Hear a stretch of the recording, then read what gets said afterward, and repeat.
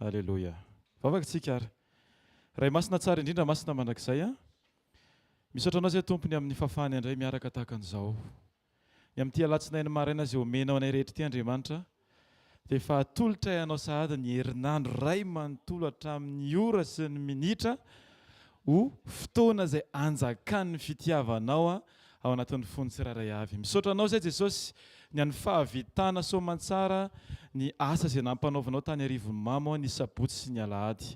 Misaotra fa nasehonao fa Andriamanitra mahatoky ianao, Andriamanitra mitsinjo lavitra ianao, Andriamanitra mialoha ianao, Andriamanitra tena mahita ny zavatra tsy takatry ny saina ianao ary miaro amin'ny fotoana rehetra. Voninahitra ho anao ilay mpanjaka avy indrindra masina mandrakizay fa ny zavatra rehetra tanteraka tany Andriamanitra dia tsy misy avy amin'ny olombelona, tsy misy avy amin'ny mpanompo izay nampiasainao, tsy misy avy amin'ny iraka, tsy misy avy amin'ny tenan'ny olona tsiraray avy, fa ianao Andriamanitra naneho ny maha ianao anao ary mifaly izay Andriamanitra satria afaka niona tamin'izany fahalehibiazanao zany ary mbola mangetaeta mihoatra ny fahalehibiazanao amin'ny fiainana tsiraray avy Andriamanitra. Ankehitriny Jesosy raha nomboka ny teny eto izahay, andinika ny teny, hianatra ny sitraponao Andriamanitra, dia aoka tena amin'ilay fahatakarany fany masina no tanteraka ao anatin'ny tsiraray avy Andriamanitra. Aoka tsy ny sainay no ezaka hita didy, fa aoka ny fonay ampankatoavinay ny teninao Andriamanitra ary ny fanyanao masina dia anao ny asany ampatsiaro ny tenin'Andriamanitra izay renesinay tsiraray avy. Amin'ny anaranao Jesosy amin'ity sekoly famahana olana ity Andriamanitra,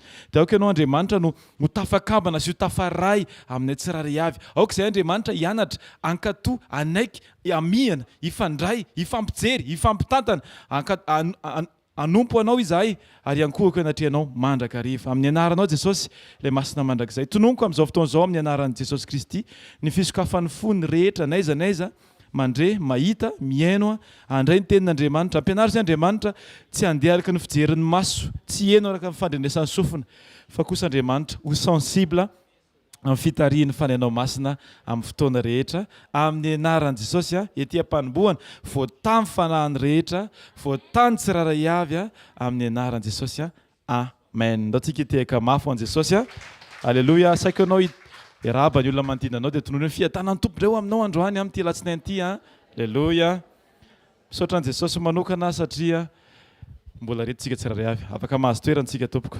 Alleluia. Alleluia. Dia raina ny tompony amin'ny zavatra rehetra.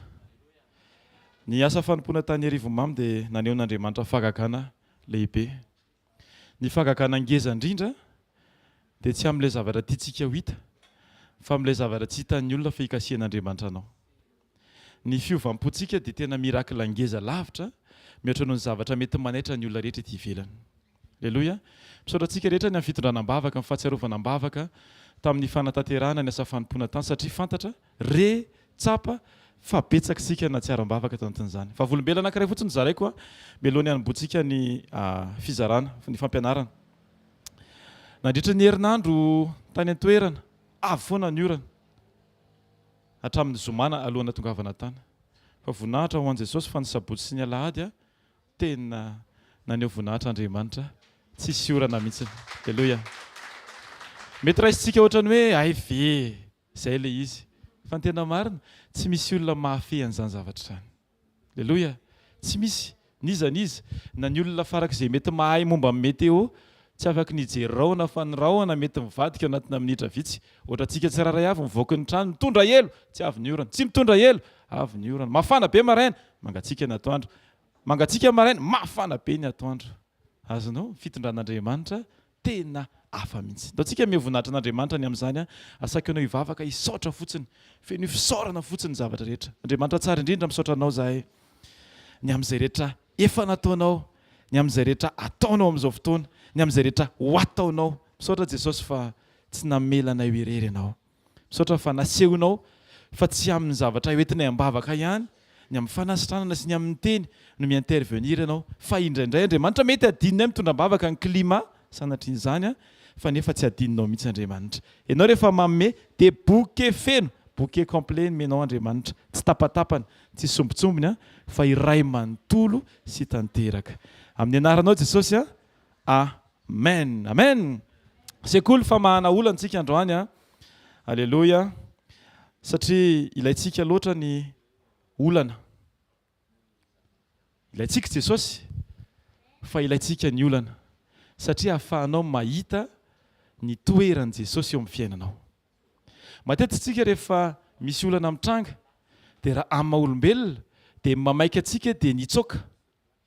Fa rehefa amin'ny mazanak'Andriamanitra rehefa misy zavatra mitranga dia tokony hamaika anao dia nitodika makany amin'Andriamanitra. Nitsoaka makany amin'Andriamanitra. Iankohoka eo amin'Andriamanitra. Halleloja. Ny lohateny fotoanandroany dia hoe mandray sy mianatra any Jesosy Kristy. Mandray sy mianatra amin'ny Jesosy Kristy tsika tsiraray avy. Za mila mandray isan'andro isan'andro, mianatra isan'andro isan'andro. Ianao koa mila mianatra isan'andro isan'andro. Ny fahavelomana rehetra raha mbola misy ny aina ny fofinaina anatinao dia miomana foana hianatra isan'andro isan'andro. Ny olona anankiray rehefa mivonona ny hianatra no olona afaka ny andray. Ny olona anankiray niomana ny andray avy any amin'Andriamanitra no afaka mitombo mandritra ny andro izay omen'Andriamanitra azy. Mba eritreretiko ity zavatra anankiray ity hoe andeha hianatra ianao tany am-pianarana. Ny ainga tany an-trano ianao dia efa nametraka ny sainao hoe androany dia hampianatra amin'ny mpampianatra. Fa ny zavatra azo antoka dia izao tsy handray ninona ianao fa tsy maintsy ny ianao no apetraka ao mba hianaran'ny olona. Dia nefa manana tombony kokoa ny olona anankiray izay niainga tany an-trano nanomana ny sainy hianatra izy mba handray amin'Andriamanitra. Ny fametrahanao ny tenanao ho mpampianatra dia tahaka amin'ny mametraka ny fahefanao hoe efa fantatrao daholo ny zavatra hitranga mandritra ny andro latsinainy ray manontolo. Izay mahatonga ny hoe rehefa mifoha maraina ianao dia mifoaza tahaka ny fifoazan'ny mpianatra. Mpianatra izy, mpianatra Kristy mba handray ny lesona rehetra izay tiany Kristy ho tanteraka amin'ny fiainako sy amin'ny fiainanao. Amen.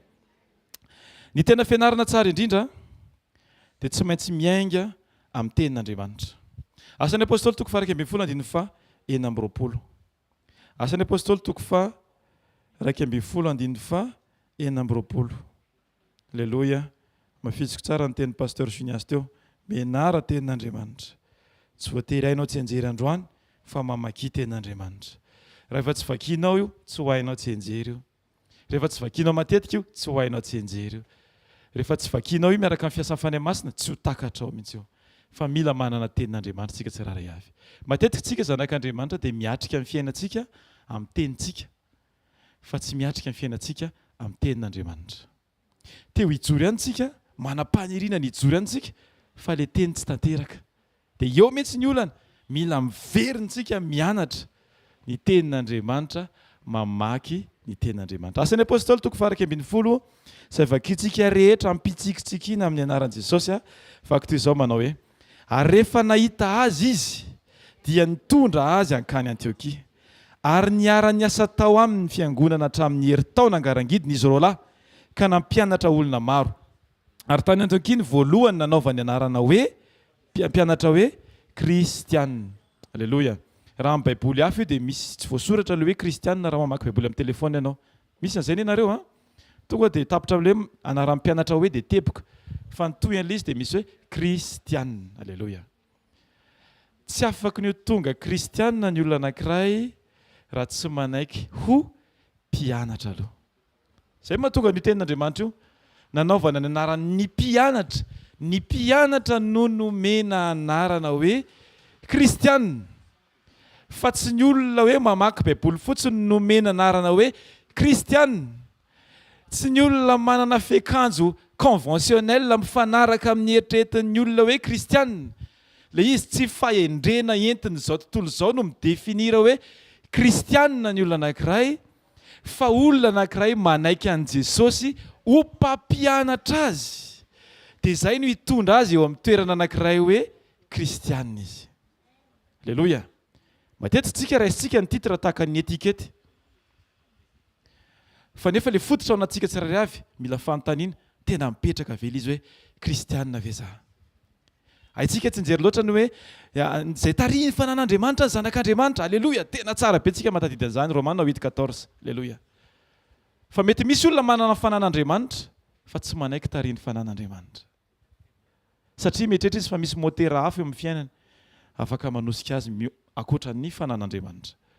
Mila mandiny tentsika isanandro sao sanatria kristianina etikety napetaka le izy nefa ianao tsy manaiky ampianary ny ten'Andriamanitra. Eo anatrehany fitarian'Andriamanitra amin'ny fiainanao sao ianao mbola manana hevitra tsara eritreretinao mety kokoa noho ny fihevitr'Andriamanitra izay tsy takatry ny sainao anao. Amin'ny fotoana anankiray tsika rehefa ahoana ny atao hoe miavinavikevitra tsy manetry tena eo anatrehan'Andriamanitra. Miavinavikevitra ianao rehefa mametraka ny tenanao sy ny hevitra ohatrany hoe tia kosa aloha hitako mety kokoa noho ny hevitr'Andriamanitra na indraindray tsika sanatrian'izany manao an'ity zavatra anankiray ity. Aleo aloha rangahy andramana amin'ity. Rehefa tsy mety vao miverina mandoalika. Tsy tena mpianatra manao an'izay. Ny tena mpianatra dia mijery an'i Kristy ho ohatra. Jesosy tsy nanandran-kandrana. Fa ny zavatra ataony androany dia efa nialoava mivavaka nandritra ny alina. Ny zavatra nataony rahampitso dia efa nisy 700 andro nitokana ny vavaka sy ny fivadikanana tany. Ny action rehetra izay ataoko sy ataonao dia tsy maintsy aloava ny vavaka sy ny fanombohana nofo mba hahafahanao mahatanteraka izay programan'Andriamanitra ho anao amin'ity andro alatsinainy ity. Teteny anao hoe mbola tsy tara raha androany ianao amin'izao fotoana izao no mivavaka ny amin'ity journée anao ity. Sao ianao rehefa natrehany zavatra anankiray vao hanomboka hivavaka fa amin'izao fotoana izao tokony manana fomba mivavaka tsika mifandray amin'Andriamanitra. Halleloja, andao tsika hivavaka. Mivavaka tsika rehetra amin'ny anaran'i Jesosy. Amin'ny anaranao Andriamanitra ray masina mandrakizay aoko ty andro ty Andriamanitra ho andro indray izay ianaranay ny fahaizanao mitondra, ahaizanay manaiky ny fitantananao ihany koa Andriamanitra tsara indrindra. Aoko feno ny herinao ny tsiraray avy, hery ahafahana miatrika, hery ahafahana mijoro, hery ahafahana manaiky, hery ahafahana mankatoa anao mandrakariva amin'ny fotoana rehetra. Amen. Amen. Amen. Tove amen. Amen. Amen. Ndao tsika itehaka ho an'i Jesosy aloha dia andinika tantarantsika hanomboka tsika. Zay tsika vao hanomboka. Halleloja. Halleloja. Mila mianatra mankatoa tsika mba ho tena mpianatra mahay.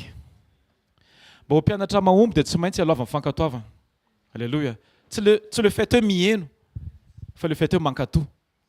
Tsy le mihaino amin'ny sofina fa le mankatoa anatin'ny fo. Zay mahatonga ny ten'Andriamanitra miteny hoe ataom-poko ny raketako ny tenao mba tsy hanotako aminao intsony. Ny fandraketanao ny fitenin'Andriamanitra ao anatin'ny fonao no miaro anao tsy handeha amin'ny lalan'ny fahotana. Fa ny fahenonao fotsiny, fihenonao fotsiny, famakianao fotsiny. Isaky mandehandeha entsika dia mahita afisy feno tenin'Andriamanitra. Misy olona mety tsy an'Andriamanitra mamaky fa tsy midika izany fa vao azo na ny fiainany. Fa tsy maintsy miditra anatin'ny fony ny tenin'Andriamanitra ireny ankatoaviny dia lasa balizy eo amin'ny fiainany mitondra azy isanandro isanandro. Tandremo sao dia ianao anisan'ny olona tia miheno fa tsy olona tia mampiatra. Anisan'ny olona intéressé amin'ny hoe wow, révélation mbola tsy hitako hatramin'izay dia mamaky anao ny zaran'ilay izy amin'ny olona fa tsy ny hampiatra an'ilay izy amin'ny tenanao. Ny tenin'Andriamanitra izay renao hatramin'izay sy renao androany sy renao rapitso dia anadinana anao eto an-tany sy anadinana anao mandrakizay. Anadinana anao eto an-tany satria arakaraky ny fahafenon'ny tenin'Andriamanitra atao anatiko no ahaizako miatrika olana anankiray. Ny tena fahamahana olana dia tsy maintsy aloavan'ny fahafenon'ny tenin'Andriamanitra. Le izy tsy prinsipa ianarana. Hoe raha vao zao hony, raha vao marary maso hony dia asio fotaka. Raha namaky tenin'Andriamanitra dia Jesosy nisy fotoana na nisy fotaka mason'olona fa tsy hoe izay jamba rehetra eny asianao fotaka sorora daholo. Lasa mpanisy tay mason'olona ianao amin'izay fotoana izay fa tsy mpanompon'Andriamanitra. Mila mianatra an'Andriamanitra tsika. Any Genesis 7:7.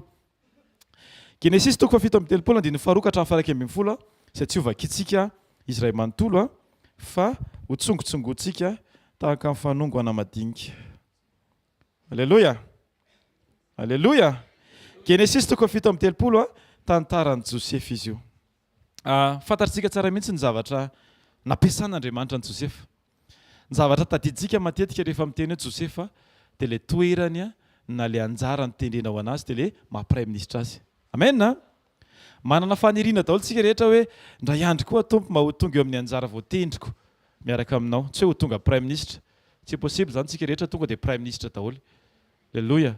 Fa ray ihany ny prime ministre. Asa zay ngamba mahatonga ilay hoe pray ministre fa tsy hoe pro ministre na pitelo ministre. Alleluia. Genesis 7:7 ny andiny voalohany sy faharoa tonga dia vakiko amin'ny anaran'i Jesosy. Ary Jakoba nona tany amin'ny tany fivahinianany rainy dia tany amin'ny tany Kanana. Zavady.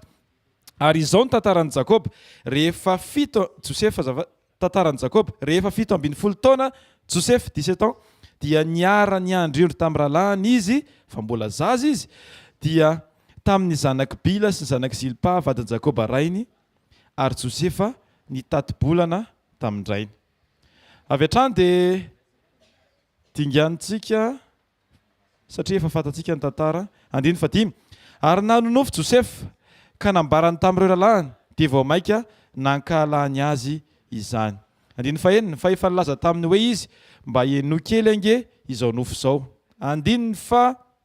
7 indro na miamboara tany an-tsaha isika ary indro niarina ny amboarako sady nijoro ary indreo nilahatra manodidina kosa ny amboaranareo ka ny akohoka teo anatrehan'ny amboarako. 19 ary ona lahany taminy moanjaka aminay tokoa ve ianao na anapaka anay tokoa va ianao ary izany nofy sy teny izany dia vao maika nankahalany azy. 17 ary nanofy indray izy Joseph io ka nolazainy tamin'ny rahalahiny dia hoy izy indro nanofy indray aho ary indreo ny masoandro sy ny volana ary ny kintana iraky 12 ny ankohaka teo anatrehako. 20 ary nambarany tamin'ny rainy sy ireo rahalahiny zany dia niteny mafy azy ny rainy ka nanao taminy hoe niteny mafy nanao taminy hoe manahoana zany nofy efa nofisinao zany anaka moa ho avy tokoa va ao sy ny reninao sy ny ralahinao ka ankohaka amin'ny tany eo anatrehanao. Dia nialona azy ny ralahiny fa ny rainy kosa nitadidy izany zavatra izany. Amen. Amen. Alleluia. Dia tsika hianatra manokana ny amin'ny fomba fanombohana miaraka amin'Andriamanitra. Rehefa mitentsika Josefa dia araka andresana voalohany teo dia ny finalité an'le antso no matetika ao anatsika tsiraray avy.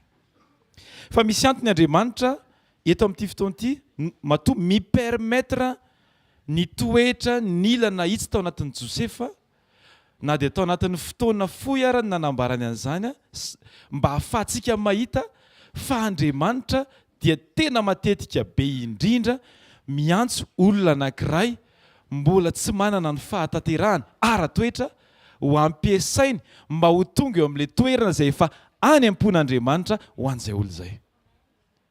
Anisany mandavo ny zanak'Andriamanitra voalohany dia ny fijerenao ny tenanao ho tsy mahavita ary ny fanekenao hoe satria tsy mahavita dia tsy tokony hankina amin'Andriamanitra satria misy zavatra tokony hoentiko ao amin'Andriamanitra dia atambatra ny anay sisy dia lasa miara-mavita izay. Azonareo ve? Fa misy zavatra tokony hiovana antsika tsiraray avy. Tombony be rehefa tsapanao hoe tsy mahavita ianao. Ary indrindra tena tombony mihoatra ny fahafantaranao hoe satria tsy mahavita dia izay mihitsy ny nisehoan'Andriamanitra voninahitra eo amin'ny fiainako. Tsy fatalité ny incapacité. Fa tombony be mihitsy ny fahafahantsika mahafantatra hoe tsy vitako ity Jesosy. Alleluia. Dia jereo amin'izay ny toetran'i Josefa.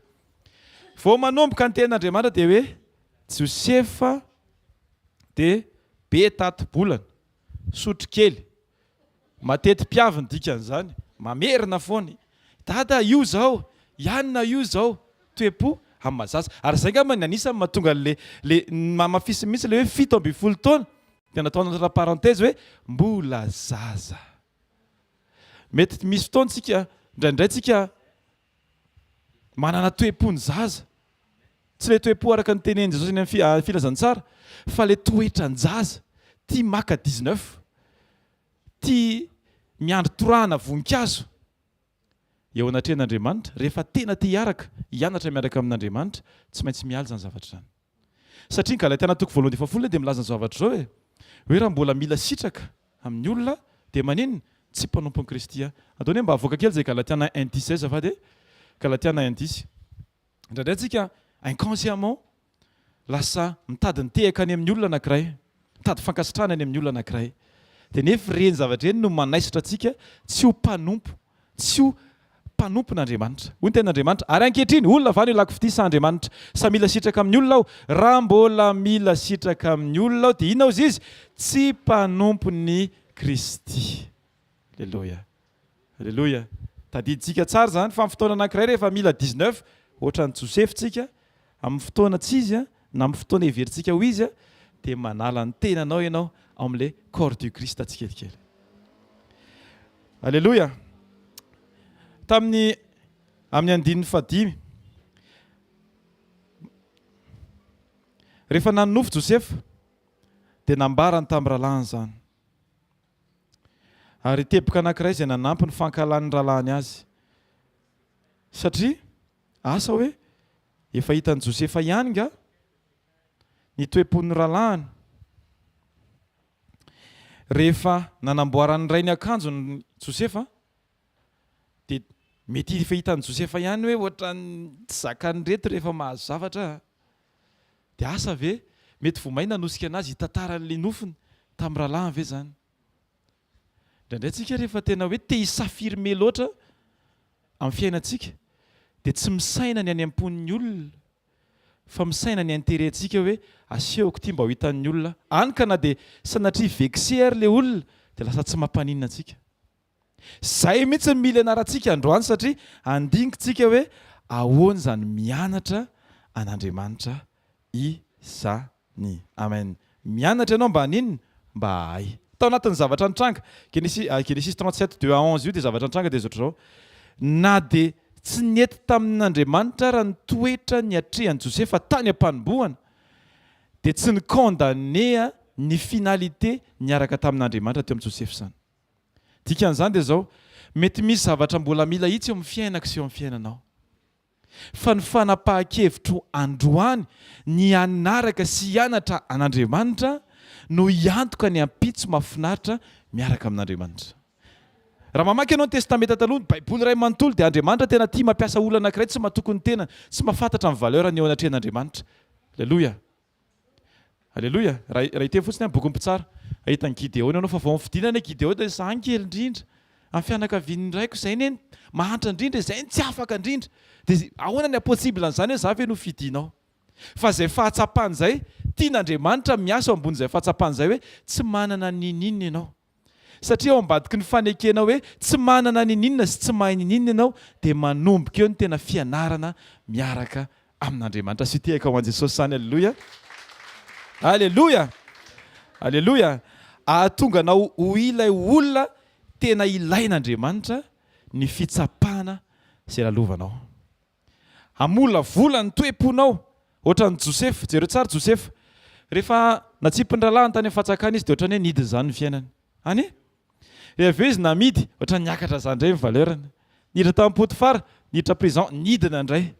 Hitanao, ohatran'ny don de scie ohatran'izao zany ilay fiainan'i Josefa. Fa iny don de scie iny rehefa tohizana dia manao endrika couronne napetraka eo ambony loha.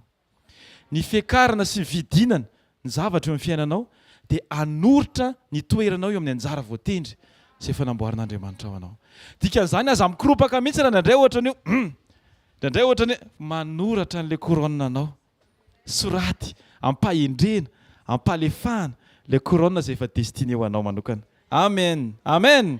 Tsy voatery mahafinaritra foana ny fiandohana. Fa ataovy azo antoka fa miaraka amin'i Jesosy ny fiandohanao.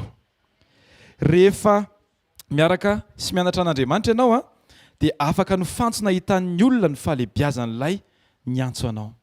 Aza adiny mihitsiny fa ianao rehefa atsangan'Andriamanitra dia tsy ny ahitan'ny olona anao ny tanjon'Andriamanitra fa ny ahitan'ny rehetra ny fahalebiazan'Andriamanitra sy ny fahaizan'Andriamanitra mitondra. Amen. Izay mahatonga ten'Andriamanitra ny boky Romana miteny hoe izao rehetra izao izy dia miandry ny fanehoana, ny fampisehoana ireo zanak'Andriamanitra.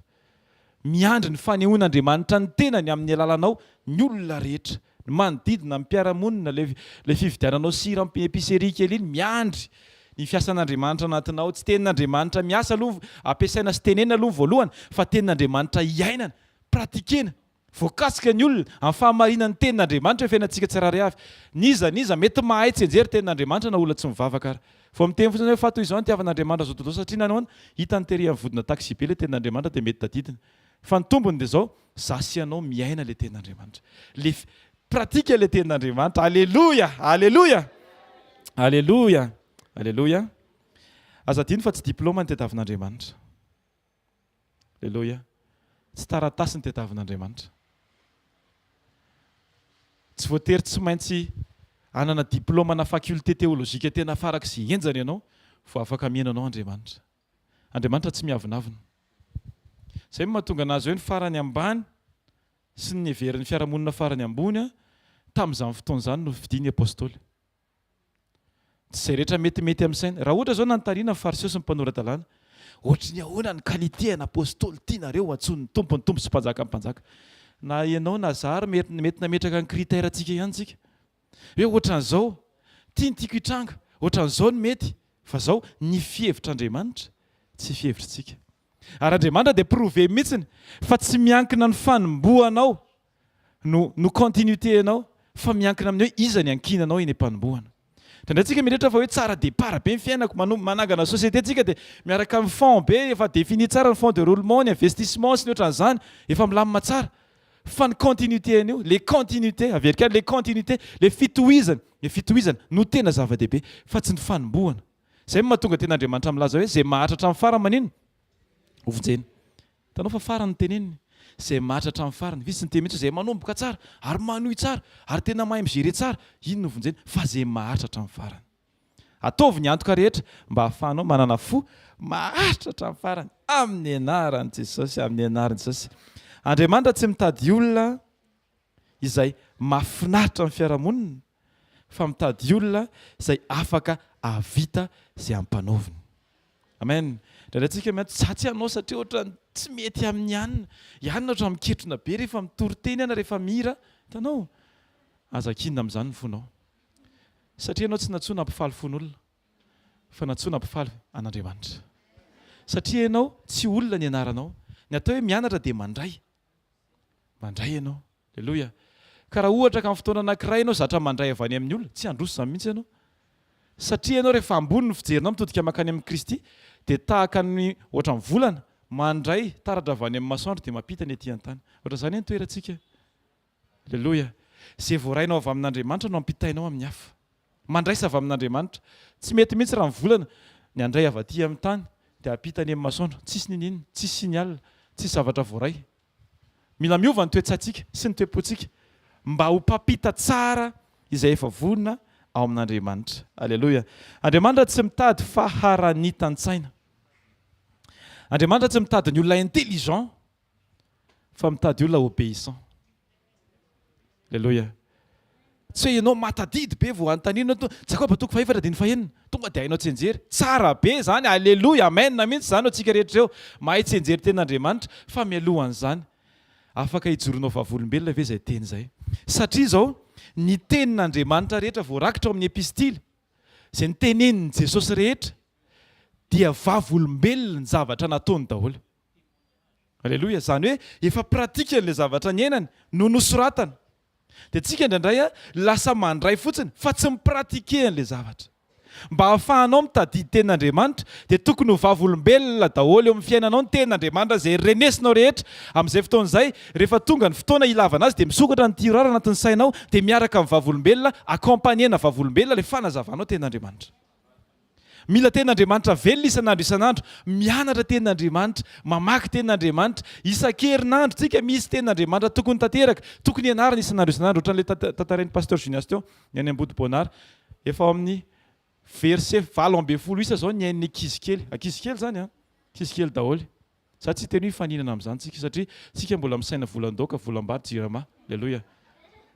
Fa zao nefany rehefa mitoetra ao amin'ny Jesosy tsika dia misy fisainana ho avozin'Andriamanitra dia mitadidy. Manana tombotsika satria afaka mipratike, afaka miaina, afaka ny vavolombelona, afaka hitanao misy zavatra angle mbola tsy hitanao misy amin'ny tenin'Andriamanitra anankiray, fa afaka pahitan'Andriamanitra anao rehefa matoky ianao mijoro tsara vavolombelona hatramin'ny farany. Amen. Ao ambadiky ny fifidianan'Andriamanitra dia tsy hoe mifarana eo ny fampianarana, fa ao ambadiky ny fifidianan'Andriamanitra dia tena manomboka eo ny fampianarana. Tahaka ny Josefa rehefa nofidiny dia nanomboka teo ny fampianarana. Tahaka ny apôstôly rehefa nofidiny dia manomboka eo ny fampianarana. Jaona 15:16 tsy anareo nifidy aho izy, fa za no nifidy anareo. Rehefa mifidy izy dia manomboka eo ny fampianarana. Manomboka aiza? Manomboka eo ny fampianarana. Rehefa fidin'Andriamanitra ianao dia manomboka eo mihitsy ianao mila mianatra ao an'Andriamanitra. Mianatra ny fitondran'Andriamanitra, mianatra ny toetran'Andriamanitra, mianatra ny fisainan'Andriamanitra, mianatra ny fijerin'Andriamanitra, mianatra ny famindran'Andriamanitra, mianatra ny fitenin'Andriamanitra, fisaintsainan'Andriamanitra. Eo manomboka ny koro. Alleluia. Filière vaovao ny atomboka eo tonga dia misy géographie ao, alleloia, lanitra vaovao sy tany vaovao, misy science naturelle ao, genesis toko voalohany sy ny faharoa, misy zavatra rehetra manomboka ny fianarana. Meteza ho mpianatra matoky. Mpianatra matoky dia zao, ny atao hoe matoky, ny hevitry ny hoe matoky dia fidélité, présent amin'ny fotoana rehetra iantsony mpampianatra anao. Anisany natonga ny Jodasy tsy tafavoaka dia satria izy misy fotoana tsy eo. Efa fantatsika tsara zany. Mampianatra Jesosy fa misy fotoana Jodasy tsy eo. Rehefa mampianatra Jesosy dia ataovy azo antoka fa eo foana ianao. Ny sofinao dia eo foana. Manekeo ho tahaka ny Maria, aravavy Marta, eo atongotry ny Tompo, mainy kitoza fa izy eo atongotry ny Tompo. Satria fantany fa namaira ny kitoza dia mitery fotsiny zao tsy mahay eo. Mihinana zareo avy eo. Ohatran'izay azonao fahatakarana hoe tsy important ny zavatry ny tany, fa za mihitsy mila mifantoka hoe io zavatra mety erehanao androany io. Vitan'Andriamanitra manao ohatr'izao fotsiny dia tanteraka mihoatra noho ny eritreretinao sy ny imaginenao ilay izy. Fa ny tena ataovy azo antoka dia zao mandany fotoana eo atongotry Jesosy foana ianao amin'ny fotoana rehetra mianatra. Aza vela isy na litera anankiray ary ho latsaka fa raiso naoty, ankafizo, tsetsafo, atao ohatran'ilay faratsako amin'ny sakafo reny, endrasanao farany mihitsy iny, izay vao hohanina. Tahaka an'izany miaraka amin'Andriamanitra, mianatra an'Andriamanitra, mianatra an'i Kristy, isika tsirairay avy. Tsy ampy fotsiny ilay hoe ho fidiana, fa ao aorian'ny fifidianana dia mila maneho fa tafavoaka tao anatin'ny fizahan-toetritsika tsirairay avy. Ny olona anankiray rehefa mianatra dia tsy maintsy miomana izy ny hanao examen.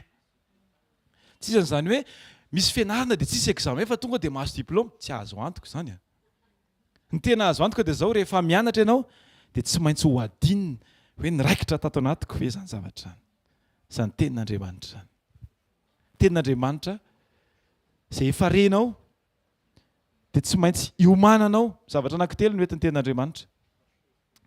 Voalohany, raha maheno tenin'Andriamanitra anankiray ianao dia na ampatsahivana anao ny amin'ny zavatra efa nataony teo amin'ny fiainanao mba hahafahanao manana fo feno fisaorana. Alleluia. Teboka faharoa, tenin'Andriamanitra izay efa renao dia iomananao ny amin'ny zavatra hitranga zao dia zao. Alleluia. Teboka fahatelo, ny tenin'Andriamanitra izay renesinao zao dia iomananao ny amin'ny zavatra hitranga rehefa avy eo. Tsy misy tenin'Andriamanitra mandehandeha ho azy zany. Ary ny ao anatin'izany dia zao ny réactiontsika eo anatria amin'ny fandraisana tenin'Andriamanitra no midefinira ny fifalian'Andriamanitra. Rehefa mahay mandray tsara ny tenin'Andriamanitra tsika, izay omen'Andriamanitra tsika tsirairay avy, dia iny no mampifaly an'Andriamanitra ny aminao manokana. Alleluia. Alleluia. Alleluia. Dia tsika maka ny tenin'Andriamanitra. Alleluia.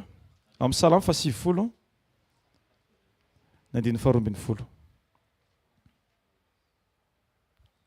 Rehefa zana toetra tsika tsirairay avy dia ny fizahan-toetra izay atrehantsika no hiteraka fahendrena amin'ny fiainantsika tsirairay avy. Averiko tsara.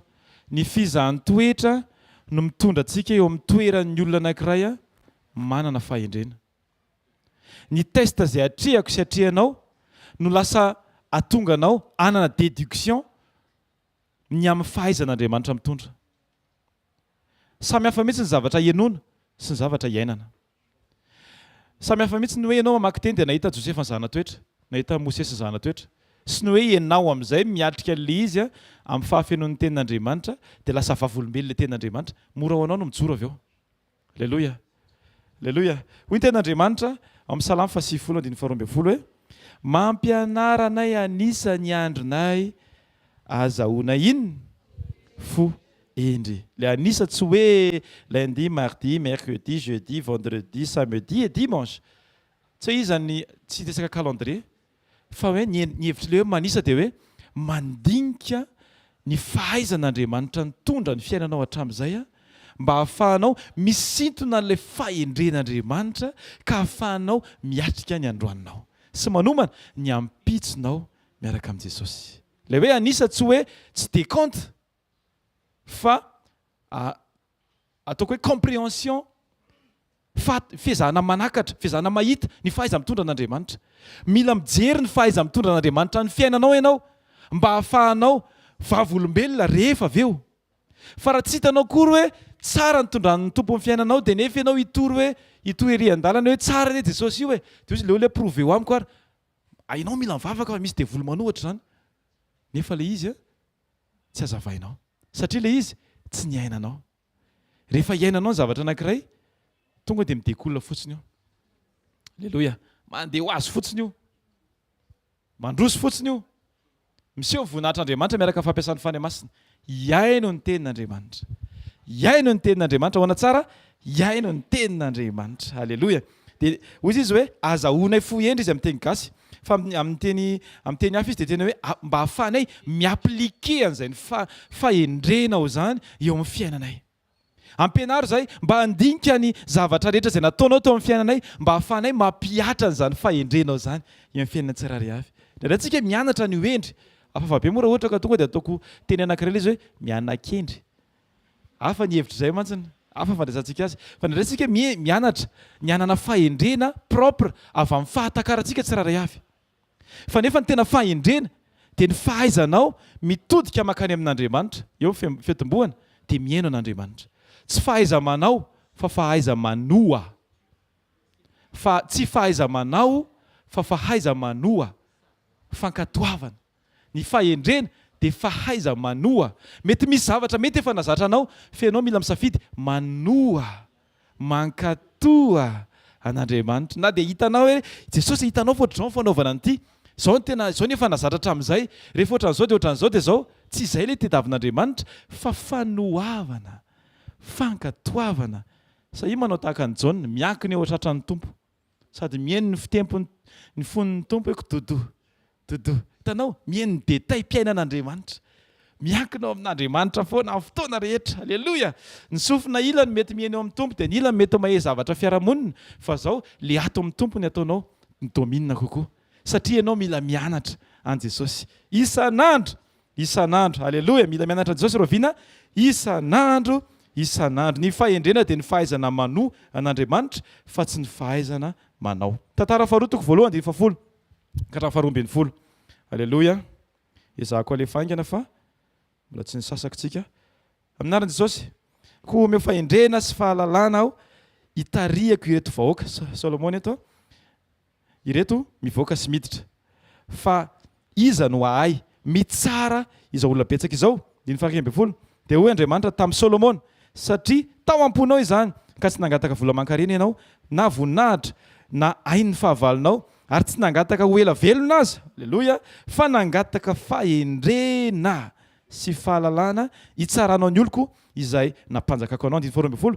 dia omenanao ny fahendrena sy ny fahalalana ary omeko vola aman-karena sy voninahitra koa ianao mihoatra noho ny izay ananan'ny mpanjaka rehetra na iza tany alohanao ary tsisy anana tahaka izany aorinao amen avy hatrany dia Matthieu 6:33 no anoizantsika an'io satria ny fahatanterahany io tenin'Andriamanitra izay nytenen'ny tompo io io Matthieu 6:33 ny tenen'i Jesosy io fakiko ny tenin'Andriamanitra fankatsao aloha ny fanjakan'Andriamanitra sy ny fahamarinany dia hanampy anareo izany rehetra izany fahendrena tsara dia mikatsaka an'Andriamanitra ny fahendrena tsara indrindra dia ny fikatsahanao an'Andriamanitra isan'andro dao ntsika hijery fahendrena anankiray mpanjaka voalohany toko 7:12 hijery fahendren'Andriamanitra anankiray izay mety tsy mahazatra antsika mpanjaka voalohany toko 7:12 alleloia résumé tsika ny tantara ilay Eli mahery napidina afo tao amin'ny tendrombohitra Karmela ilay vao miteny dia miantona ny orana ilay tena nampiasain'Andriamanitra tamin'izany vanim-potoana izany rehefa tonga ny fotoana nomehona seny Jezebely izy lasa izy nitsoaka tany anefitra ilay niazakazaka teo alohan'ny soavaly iny mihitsiny le mery mandeha be iny le mery manompo iny le niova tamin'ny fotoana foy rehefa nareteny dia zao zavatra antranga dia rehefa nandeha nitsoaka izy dia nakany anefitra dia mialohany io andiny faharoambin'ny io dia nisy manifestation be deaibe nitranga teo nisy kotrika nisy rivotra nisy zavatra be deaibe fa zavatra nagaga dia zao Andriamanitra tsy niseho mihitsy tao anatin'ny tabataba fa tao anatin'ny fahanginana alleloia ilay olona niodina taminy azo reverina hoe namadika anazy dia tsy nitsenainy tamin'ny feo mahorakoraka sy tabataba fa feo malefaka kely nitsenainy anazy. Matetika tsika rehefa misy olona miodina amin'ny fiainantsika dia tsenaintsika amin'ny tabataba. Fa eto Andriamanitra dia mampianatra antsika fa ilay niodina sy ilay nananany confiance dia nitsenainy tamin'ny feo malefaka. Mba imagine zany fahendren'Andriamanitra zany eny misy ny zavatra mety mikorotana tsy milamina ilay nantenainy niodina taminy fa ny zavatra nitsenainy an'iny niodina iny feo malefaka sy fitiavana. Zay le fahendren'Andriamanitra. Tsy ohatran'ny fahendreny zao tontolo zao. Zao tontolo zao raha sendran'izany dia tonga dia tabataba ho any rahalahy. Tsy mety izany zavatra zany, efa hita fa tsy fankatoavana zao. Ny anjaranao, ny anjarako dia mitoetra amin'ny fahanginana ary miverina mivavaka. Amen. Mianatra an'Andriamanitra tsika. Mila mianatra an'Andriamanitra. Aza faingam-bava fa aleo faingan-dohalika. Malaky be mihitsy. Mamorotra ny lohalika. Rehefa misy zavatra tsy mety, aleo eo amin'i Jesosy mitaraina. Fa teneniko anao fa rehefa tena mifandray amin'Andriamanitra ianao tsy mahavita mitaraina izany fa miderana azy fotsiny. Aleluia. Adinina hoe ay moa za tokony hitaraina satria ianao efa tsy izany intsony. Ianao efa tsy izany intsony. Amen. Ianao efa tsy izany intsony. Teneno eo akaikinao hoe ianao efa tsy izany intsony. Ianao efa tsy izany intsony. Aleluia. Ny tena kristianina dia olona anankiray mahay ny zavatra rehetra. Tsy amin'ny fahefany fa araka ny fampiasan'Andriamanitra azy. Aleluia. Tsy nyheriny tsy amikerina patanjana ozy Zakarity 4:6 fa mifanahiko Jehovah. Ny fitarihan'Andriamanitra antsika tsiraray avy no hipermettre na ahatanteraka izay programan'Andriamanitra eo fiainantsika ka lasa tonga antsika ozy le olona anankiray izay hoe tous partout. Passe partout ny tenenina. Fa tous partout izy mahay zavatra rehetra. Aleluia. Naiza toerana ny iran'Andriamanitra anao dia aza miankina amin'ny herinao. Fa miankina amin'ny herin'Andriamanitra. Mianatra miankina amin'Andriamanitra. Satria mahatonga antsika miayasy matahotra dia satria misy portion kely miankina kely amintsika izany le izy. Ohatran'ny hoe za ve dia mahay miteny, za ve dia ohatran'izao, fa zao mianatra tsika mitoky amin'Andriamanitra. Ataovy alatsinainy ianaranao an'Andriamanitra ty andro ty, alatsinainy anekenao ny fahaizan'Andriamanitra mitondra. Na mbola tsy hitanao ary le izy dia mila mianatra ianao mihaino an'Andriamanitra isan'andro. Mahay ny zavatra rehetra. Matthieu 19:26. Ary Jesosy nijery ka nanao taminy hoe tsy hain'ny olona zany fa hain'Andriamanitra ny zavatra rehetra. Rehefa misy zavatra mitranga dia mila manana izany teny izany tsika. Tsy hain'ny olona io fa hain'Andriamanitra ny zavatra rehetra. Ary zadiny fa le olona ianao koa ao anatiny. So dia hoe tsy hain'ny olona dia ny olona tondronao fa ianao koa ao anatiny. Satria raha vao ohatra ka tsy tondronao ny tenanao dia eritreretra ianao hoe zaza mety mahavita an'io fa ry zareo tsy mahavita an'io. Fa ianao koa olona tsy mahavita tena rery, tsy mahavita ninina raha vao tsisy Jesosy ianao. Tsy misy olona afaka miantoka ny tenany, miaro ny tenany tsy voany sery. Na kasibosy valo any ataonao, na tapenao hatramin'ny sofina ary izay lavaka rehetra dia tapenao daholo. Andriamanitra ihany miaro ny rivotra miditra ao anatin'ny orinao isan'andro. Aleluia. Aleluia. Aleluia. Mila mahay manetry tenitsika tsiraray avy. Jaona 3:12-15. Mila mahay manetry tena tahaka ny Kristy. Kristy le ohatra tsara indrindra. Hoy ny ten'Andriamanitra, ary raha mbola teo amin'ny fisakafoanana riva, ary Jodasy Iskariota zanaka Simona efa nomeny devoly saina raha teo mba hamadika azy 13 sady fantatra Jesosy koa fa ny ray efa nanotra ny zavatra rehetra eo an-tanany. Ary Andriamanitra no niaviany sady Andriamanitra koa niverenany 14 dia nitsangana ny ala teo am-pihinanany Jesosy ka nametraka ny lambany ary naka lamba famoahana ka nisikina. Aleluia. 15. Ary rehefa vita izany dia nampidina rano tamin'ny tavy izy ka nanomboka nanasa ny tongotry ny mpianatra sy namoaka azy tamin'ny lamba famoahana ny sikinana. Aleluia. Raha mihaino tsara ianao dia nisy zavatra ohatran'izao. Tsy hoe Jesosy naniraka amin'ny mpianatra hoe asio rano ry dia meo lamba dia ataovy ohatr'izao fa ho sasako ny tongotrareo. Tsy izay. Fa izy mihitsiny no nikite table. Zany hoe ny olona mikite table zany tsy amin'ny lera raha ny fahendreny zao tontolo zao dia impolitesse. Fa nisy fahendrena ny disoin'Andriamanitra tao hoe tia mbola important kokoa no ny fiheveran'ny olona ho fahendreny zao tontolo zao. Aleon'Andriamanitra mahita olona mikite table anao ny asany. Dia izay mahita olona mijanona eo latabatra nefany tsy hanao ninina, tsy hanome voninahitra an'Andriamanitra. Aleluia. Rehefa niala teo amin'ny latabatra Jesosy dia nisikina izy. Izy mihitsy ny tonga dia naka an'ilay izy. Tsy nitolorana izy fa izy mihitsy ny naka an'ilay izy. Fanetretena. Ary tsy vitany teo fa izy mihitsy naka an'le koveta hanasana tongotra, ny servira. Ny tena zanak'Andriamanitra mianatra an'Andriamanitra dia mila olona capable mampanaiky ny tenany hiservira ny hafa. Tsy hoe manao sotapana fa tonga dia tanteraka. Tsy manao an'le hoe ataovy loha ty dia apiko anao. Jesosy tsy niteny zany a. Hoe ataovy ty zalahy dia sasako ny tongotr'isany. Alleluia. Ary ty tena alleluia. Jesosy tsy niteny hoe iza avy no sasako am'reto. Tsy nijery izy hoe misy an'le sisitsisika maintimainty kely ireny sa tsisy eo amin'ny tongotra ny mpianatra. Tsy akijery an'izany. Zany ny toe-po takian'Andriamanitra amintsika tsirairay avy. Tsy mametraka ny condition anao ho ambony noho ny fitarian'Andriamanitra sy ny fampiasan'Andriamanitra anao. Misy fotoan'Andriamanitra mety maniraka anao ny kodaoda be, tsy mety aminao les conditions, tsisy WC any tonga dia 101. Ianao ngamba zany 101 zany, 1 dia 0 dia 1.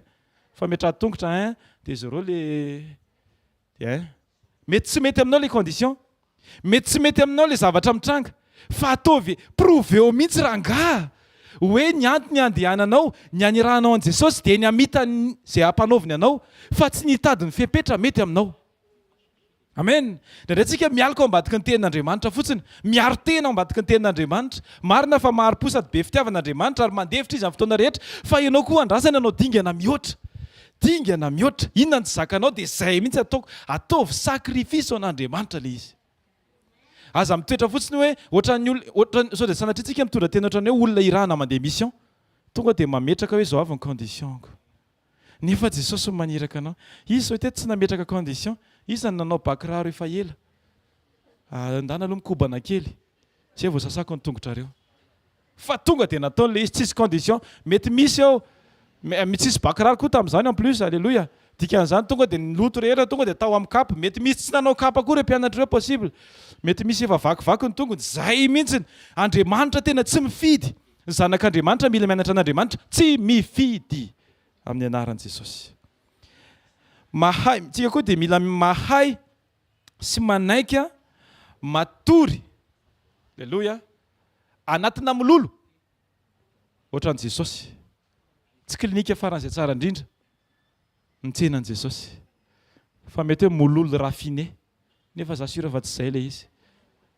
Ary tao anatin'izany mololo zany rehefa tranon'omby dia tsy fofona voninkazo ny reninao. Any fa fofona zavatra. Alléluia.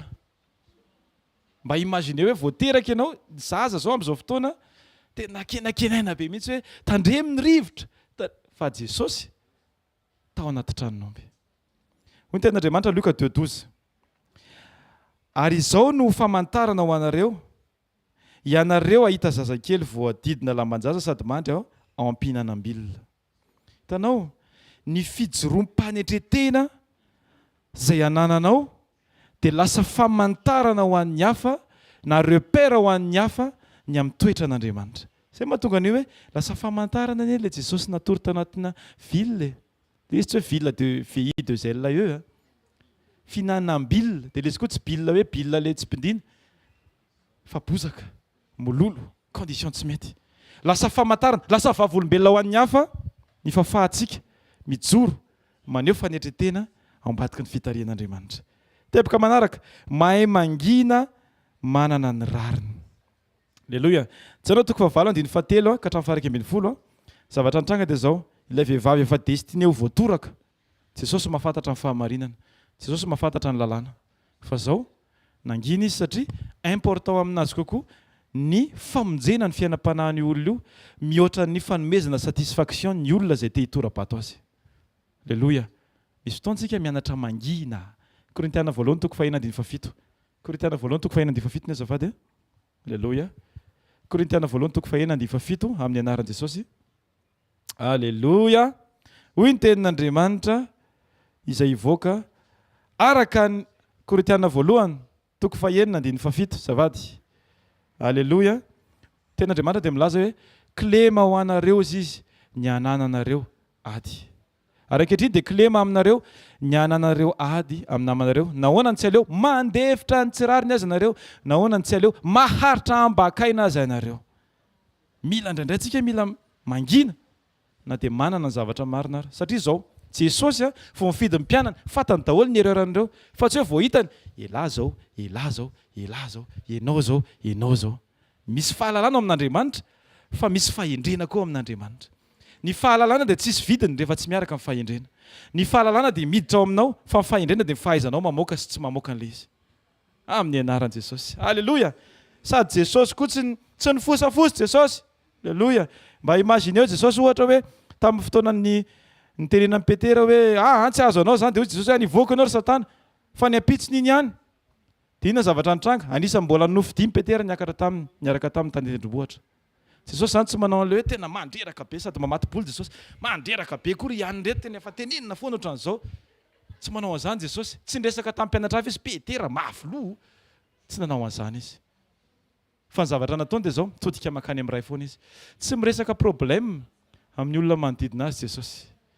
Fa kosa midera an'Andriamanitra mandrakariva. Kely blitika kely io problème io. Fa mahatonga ny ngeza satria jerenao. Zay mahatonga antsika rehefa hoe rehefa tena dinihany ity ohatra ngeza ihany satria ilay izy dinihanao. Aza dinihana. Alleluia. Aza atao maso ilany akory. Fa mifantoha amin'i Jesosy isan'andro. Jesosy dia mila mianatra koa tsika tonga famatsiana. Lasa manao service any an-dakozia. Fagagana tao akany Jaona 2:2. Le tompo sy mpanjaka mihitsy le invité mihitsy lasa traiteur. Alléluia.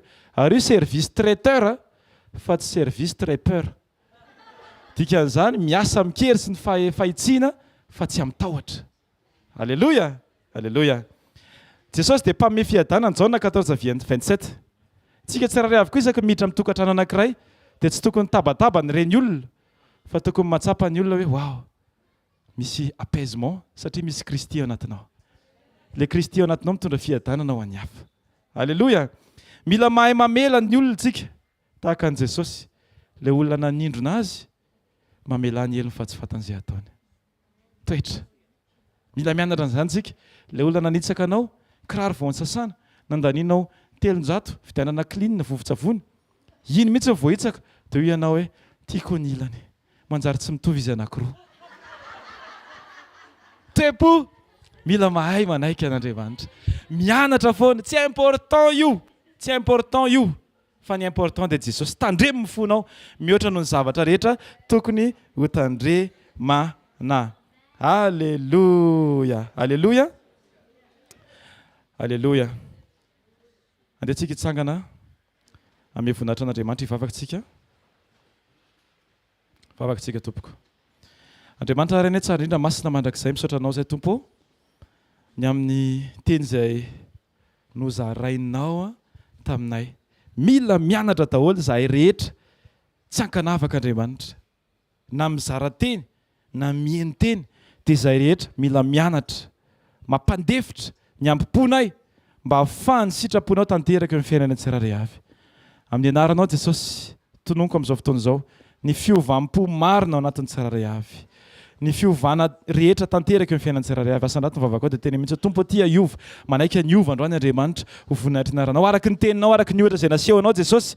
Aleluia. Ianao le mpandefitra, ianao le feno fitiavana, ianao le mpitondra fiadanana. Aleluia. Ianao le mangina, ianao le feno fahendrena. Jesosy eo mba te ho tahaka an'izany Andriamanitra eo anivon'ny fiainako amin'ny andavanandroko Andriamanitra. Araka ny teninao Andriamanitra dia mila mpianatra izahay, mila manaiky nianatra izahay mba ho tena kristianina marina. Mila manaiky izay miditra anatin'ny sampam-pampianaranao dia ianao prof principal ary ny fanahy masina no encadreur ny tsirairay avy. Alléluia. Ny directeur ny école Andriamanitra ray. Alléluia. Misaotra Jesosy eo ny amin'izany teninao izany. Andriamanitra avy masina mandrakizay ianao. Aoka iseho amin'ny voninahitra Andriamanitra. Amin'ny anaran'i Jesosy. Amen. Afaka mipetraka tsika, anao fanatitra tsika. Azadino ny tenin'Andriamanitra. Azadino ny fitarian'Andriamanitra. Azadino fa Andriamanitra dia manana programa ho antsika tsirairay avy. Alléluia. Alléluia. Mila mianatra tsika, mila maninona? Mianatra an'izy. Mila mianatra an Jesosy tsika isan'andro isan'andro. Amin'ny fotoana rehetra mianara an Jesosy, amin'ny ora rehetra mianara Jesosy. Ny olona feno fitiavana no mora mandray. Alléluia. Rehefa feno fitiavana an'Andriamanitra ianao dia mora ho anao no mandray. Sarotra be ho antsika mihaino teny avy any amin'ny olona rehefa tsy tiantsika le olona sanatria izany. Mavita amin'ny teny mihitsika indraindray hoe za tsy hainanao intsony. Satria tohana amin'ny fonao ilay izy. Fa androany tapaka izany. Mihaino an'Andriamanitra ianao. Alleluia. Alleluia. Alleluia. Zay miomana hianatra ihany anie reto hoe no afaka miatrika examen dia afaka mahazo diplôma amin'Andriamanitra. Alleluia. Ny olona rehetra miatrika dia tahaka amin'ny tracé ny couronne ny eo amin'ny fanatrian'Andriamanitra. Tracé koa ny ianao. Alleluia. Amin'ny fankatoavana. Ny fahendrena tena ny andrasan'Andriamanitra mba ahafahanao mahazo an'ilay fahendrena dia fankatoavana. Fanoavana dia important lavitra noho ny fanaovana. Ianao manoa ny important amin'Andriamanitra fa tsy ianao manao zavatra anankiray. Tsy mamaiky an'Andriamanitra ny fahavitany asany ivelany mihoatra ny fahavitany asany ao anatinao. Ianao ny tian'Andriamanitra iova fa tsy ny qualité ny asa fanompoana aloha. Alleluia. Alleluia. Ianao ny tian'Andriamanitra anehoany voninahitra fa tsy ny zavatra ataony tananao aloha. Ianao mila miova. Jesosy tonga tsy hamonjy asa fanompoana, tsy hamonjy fiangonana fa hamonjy olona. Zasy ianao zany. Alleluia. Dia tsika hitsangana. Alleluia. Asaka ianao hivavaka manokana amin'izao fotoan'izao ny amin'ny teny rehetra izay renesin'ny sofinao